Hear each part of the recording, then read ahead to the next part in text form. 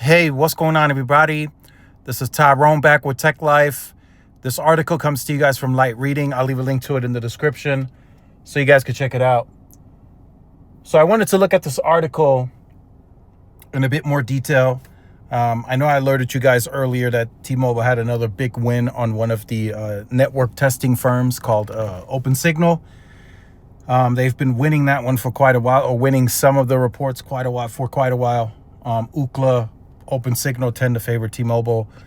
RootMetrics kind of still exposes T-Mobile's weakness, right? So, but let's look into this here with a bit more detail. So T-Mobile won in 9 categories, including video experience, live video experience, games experience, overall download experience, 80 megabits, and 5G download speed at 252.4 megabits. By comparison, Verizon's average 5G download speeds were 169.5, which is not bad, and AT&T averaged 167. So again, I will bring this up, and I will bring it up in any other video, right? I keep saying the gap is being closed, right? And for me, seeing these speeds, yes, T-Mobile is still faster on paper, but the gap is closed. You're not from 169 to 252. What's the difference in the experience? Nothing. Your tasks will load the same. Your calls will call the same. Your text will send the same. The speed difference it's there. You can clearly see 252, 169. That is a difference. But it's not like T-Mobile's at 252 and Verizon's at 70. So it's getting closer and closer, and the closer it gets, the less of a difference you see on the day-to-day experience. Same with AT&T. At 167, they've closed the gap just about with Verizon. In the next 90-day period testing, AT&T will probably be faster than Verizon if we're going by this chart. So for the upload speeds, Verizon won with an average of 18.1 megabits, followed by T-Mobile at 17.8 and AT&T at 13. AT&T's lack of density, it does show on the upload side because, once again, upload cuts out first. Whatever technology you put on there, you aggregate uplink, you put 256 QAM on the uplink, whatever it may be, it will cut out first. So the only way you can keep those technologies in play longer, you have to have density between sites, right? So AT&T definitely lacks, and it shows on the uplink. The Un-carrier also won both consistency metrics, consistent quality and reliability experience. Consistent quality is our measure of network capabilities to support common mobile application requirements at a level that is good enough for users to complete various typical demanding tasks, according to Fiona Armstrong-Mills, principal analyst of OpenSignal.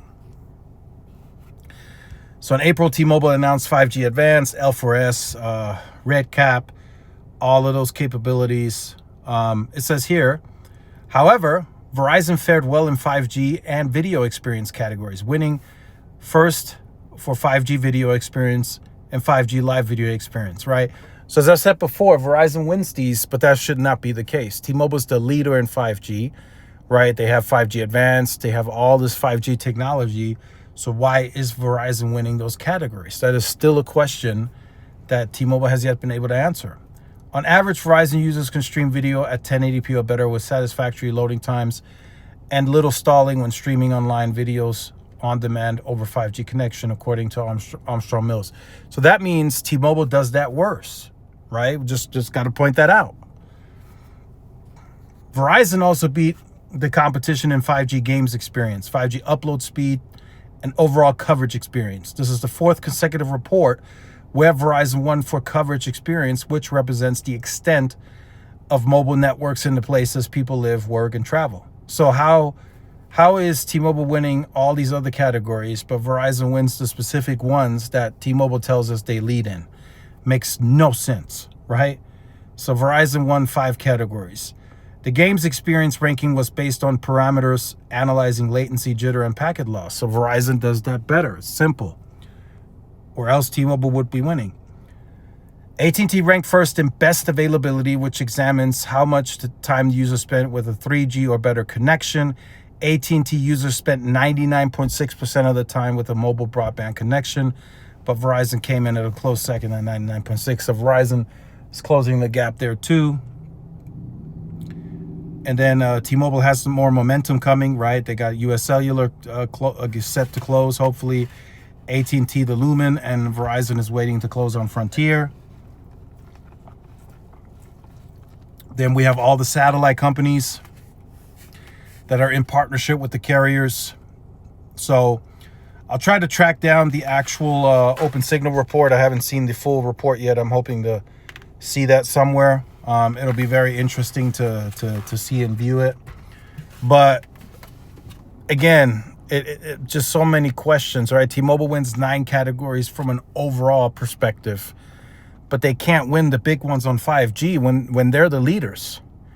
But Verizon has won those just the last 4 or 5 times decisively. So Verizon's 5G network is a really good network when they can beat T-Mobile's, and T-Mobile is so far ahead in all of the technologies, right? So it's interesting. It's very interesting. And like I said, the speed differences aren't necessarily like very, very negligible. There's still a gap there, but from a day-to-day experience, it's not that big of a difference. But let me know your thoughts in the comments. Like, share, subscribe if you're new. Follow my social media outlets. This is Tyrone with Tech Life. See y'all in the next one. Peace.